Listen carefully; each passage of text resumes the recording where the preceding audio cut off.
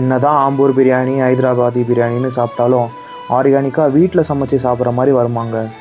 Sunday ஸ்பெஷலாக chicken பிரியாணியும் 65யும் செய்ய பிளான் பண்ணிட்டோம். தேவையான தக்காளி, வெங்காயம் கட் பண்ணிவிட்டு அடுப்பு ஆன் பண்ணி ஆயிலை கொஞ்சம் ஊற்றி குண்டான் ஹீட் ஆன அப்புறம் பட்டை, கிராம்பு, ஆனியனை கொட்டி ஒரு கலருக்காக ரெட் சில்லி பவுட்ரு போட்டு மிக்ஸ் பண்ணி தக்காளியை குண்டானில் தள்ளி ஒரு மிக்ஸுக்கு அப்புறம் பிரியாணிக்கு தேவையான சிக்கன் மசாலா, பிரியாணி மசாலாலாம் போட்டு சிக்கனை உள்ளே இறக்க வேண்டிய நேரம் வந்துருச்சு.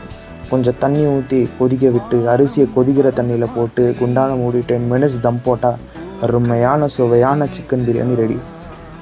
மேரினேட் பண்ணி வச்ச சிக்கன் 65 ஆயிலில் போட்டு எடுத்தால் சிக்கன் 65 ரெடி.